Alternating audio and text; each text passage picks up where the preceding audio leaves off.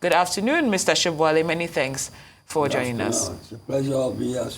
What do you make of this this gesture of this call by the Senate President? See, I'm afraid if it is not an oversight, because this same amendment was done 2022, 8 days to the primaries.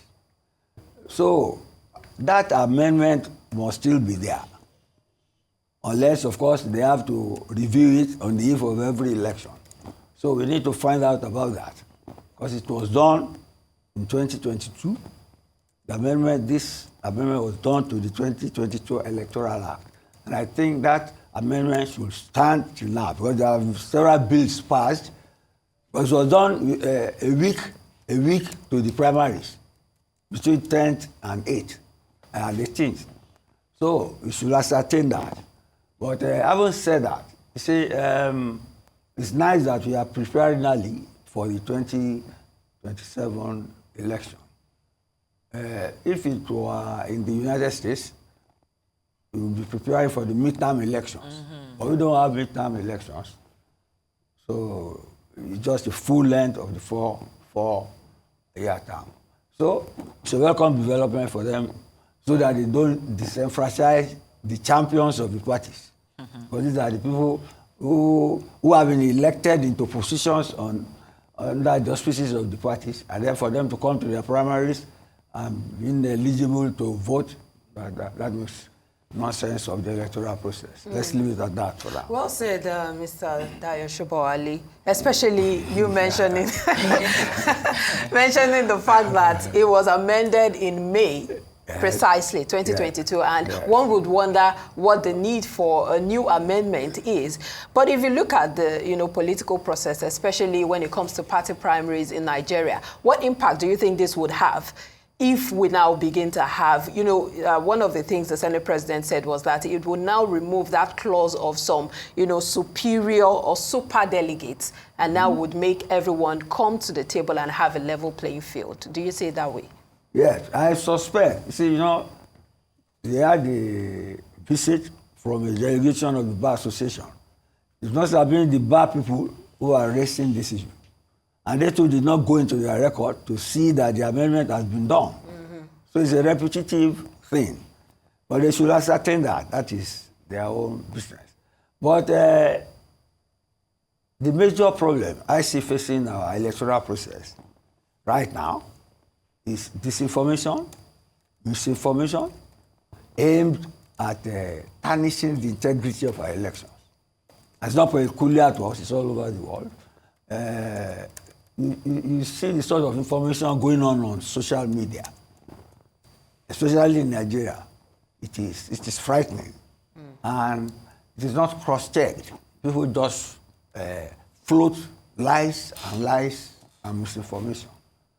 There should be a way to monitor that. Even the Europeans, who are enforcing technology, they are finding a way to cross-check. It's only in some cases they do it excessively. Like if Trump talks now, they will say, they are writing the story he's talking about, they will be telling you that it is a lie, it is misinformation. BBC is trying to control that sort of thing by putting in place BBC Verify. People distort a lot of things by video, in terms of language, even artificial intelligence. They distort the information they feed it with. So we must be very wary of that. And like I always say, it's not peculiar to us. There's an ideological battle going on in the world now. Aside from the cultural ones I mentioned yesterday, there is this ideological one between the one-party state and the multi-party democracies. Russia wants the world, if it can have its way, to adopt its own method of electoral process. The same thing goes for China. China, in my own view, has the best organized one-party state system. They meet only every 5 years. They lay out their program and they work it out. You have the Communist Party of China, there are about 1 million people, but They run the country of almost 1.4 billion. I don't like the one-party state, not because I like democracy, but because you have all been spoon-fed to know only democracy. You have never seen one-party state there. So the pluralism in multi-party state and the inclusion of almost everybody who is registered to vote, to me, it's more challenging, more people-oriented than you have a one-party state. Yeah, you just vote for whatever the party says. Let's leave it at What's that that, for Mr. now. Sobowale? I like how these global examples that you cited, China, Russia, and the likes. Now, some who are not, who don't necessarily favor this gesture, this move, they're suggesting that this amendment is designed to help incumbents maintain control. What's your take on that? Was that what Akpabot said?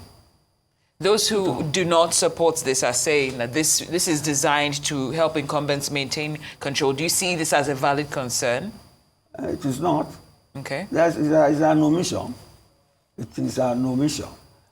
These are the people who have already been elected. Mm-hmm. So why? I mean, they should be, even have first consideration before the delegates to the primaries, because these are the people who hold the party. That will be disenfranchisement of the stakeholders of the party. So it's a welcome development. It's inclusive. I like it. Okay. Yeah. And we want to thank you also for your very, very intentional and broad analysis of this issue, Mr. Dayo Sobowale, Rise News analyst.